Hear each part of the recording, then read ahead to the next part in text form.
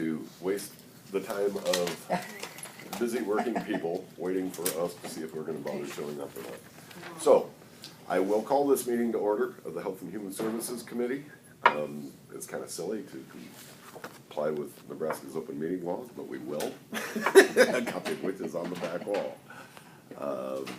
We have one item only on our agenda, discussion regarding proposed revisions to the Department of General Assistance Primary Healthcare Network Guidelines.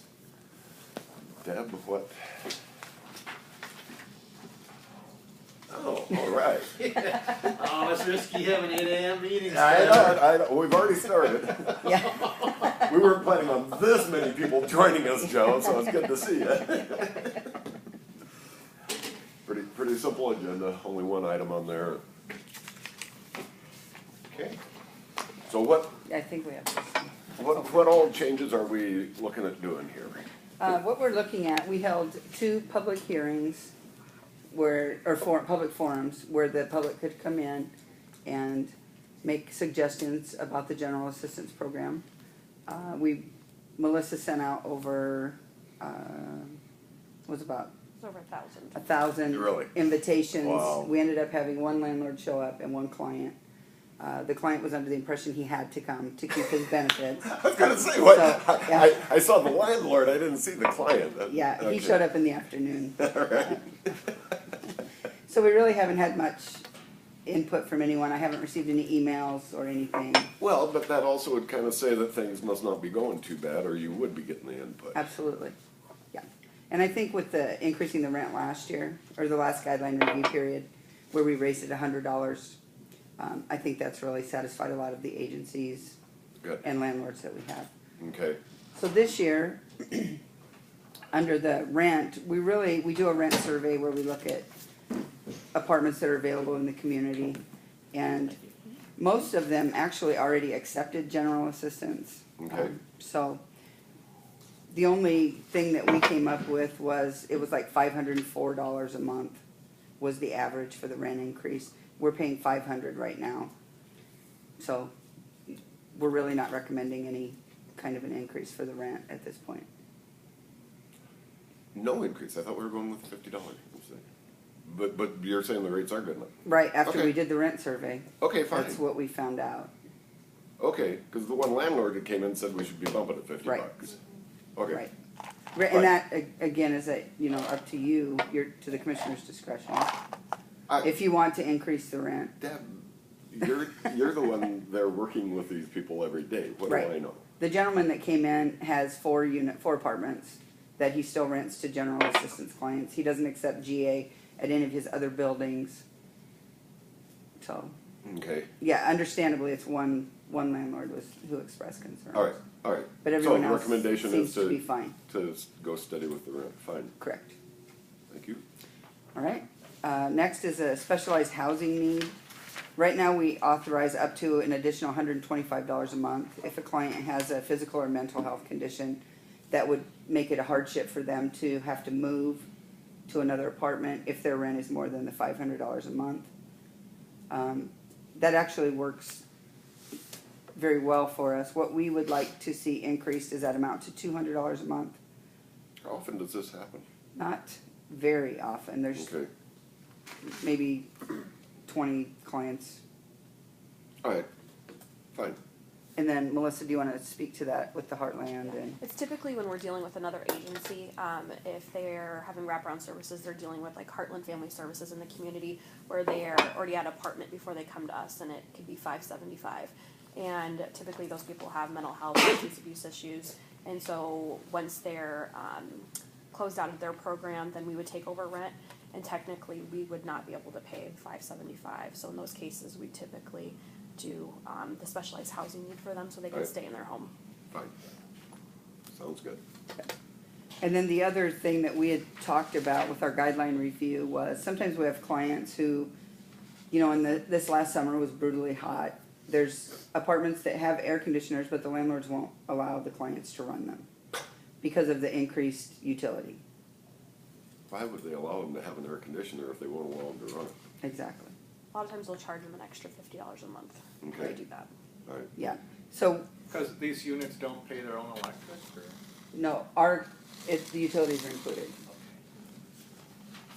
So, yeah.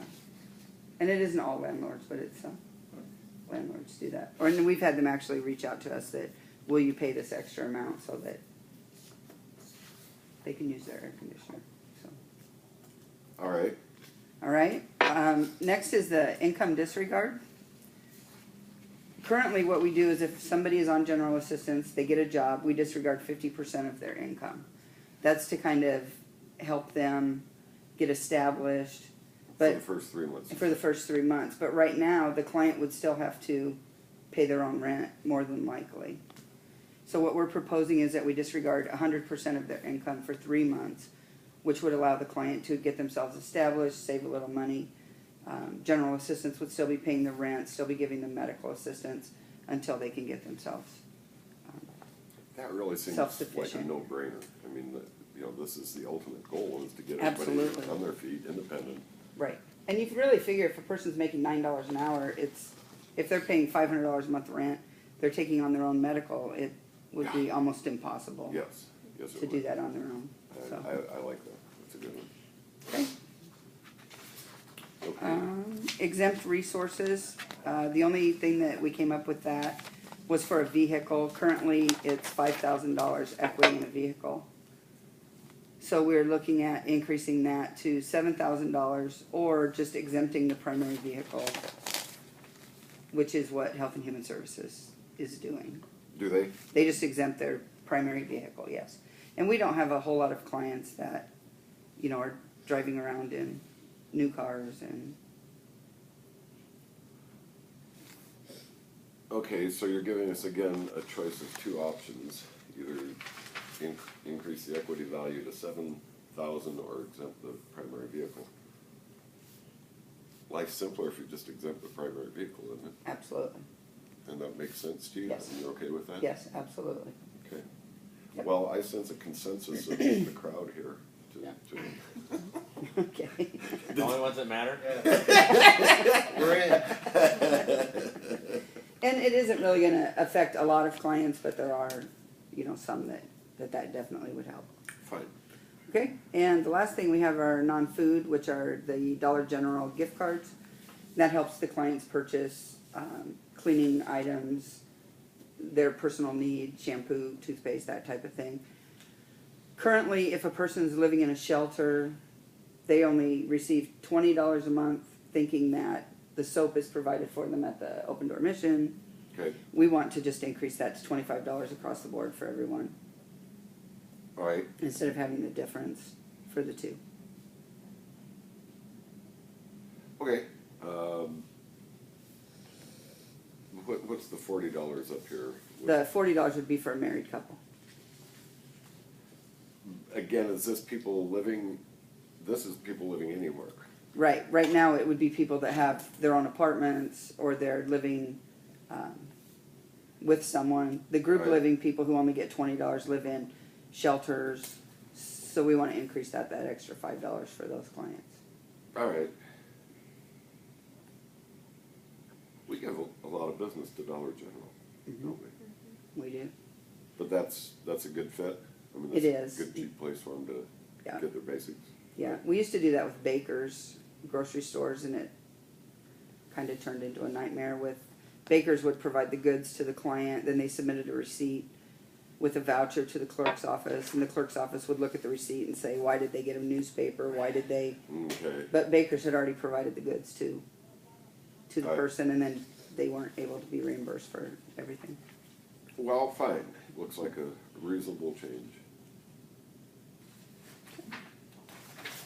Is that it? That's it. Wow. Pretty easy to work with. Yeah. So how many clients do you provide like rent or subsidized housing subsidies to? Is this 1,500? That's per housing? No, that's just clients that were on our program. For the month of September of 17, we provided rent for 423 people. 400. Yep. Wow. I didn't realize it was that many. Mm-hmm. And is that typical? Yes. Okay. And those are actually lower numbers. I'm not sure. Well, there's other money available in the community, so Okay. some clients are going through Heartland or different agencies. Yeah.